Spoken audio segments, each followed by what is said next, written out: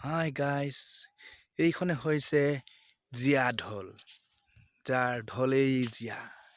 ধেমাজি জিলাৰ এক মহত্বপূৰ্ণ নদী, যাৰ নাম জীয়া ঢল।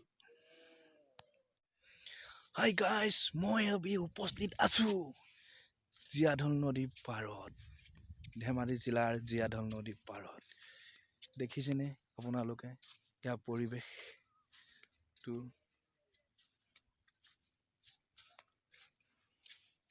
এইখন হ'ল জীয়া ঢল, বানেধোৱা ধেমাজিৰ 1 নম্বৰ নদী বুলি ক'লেও মিছা নহয়। এইখন হ'ল জীয়া ঢল।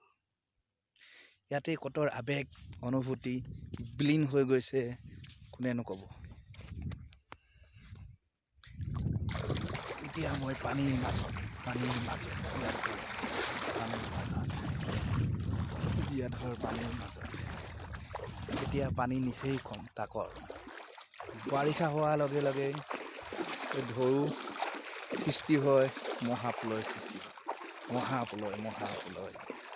মহাপ্ৰলয় মানে এতিয়া কিন্তু নিচেই তাকৰ পানী। সেয়েহে জীয়া ঢল।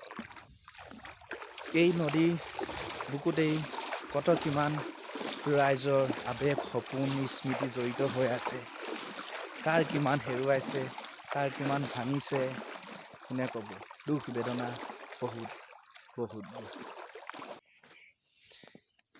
ধেমাজি জিলাৰ জীয়া ঢল নদী একমাত্ৰ বানপানী নদী বুলি ক'ব পাৰি।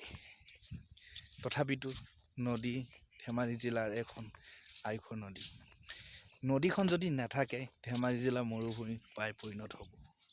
সেই গতিকেলৈ নদীৰ প্ৰয়োজন। অভিশাপ বুলিব পাৰি, কিন্তু আশীৰ্বাদো বুলিব পাৰি। নদীতেই সকলো হয়, সকলো নদীতে পোৱা যায়। মাছৰ পৰা আদি কৰি পানী নহ'লেতো মানুহ নহ'ব, সেইটো পানীও পোৱা যায়। এইখনেই জীয়া ঢল। জীয়া ঢলত কত মানুহৰ আৱেগ অনুভূতি বিলীন হৈ গৈছে, কোনো ক'ব নোৱাৰি। জীয়া ঢলেই একমাত্ৰ নদী।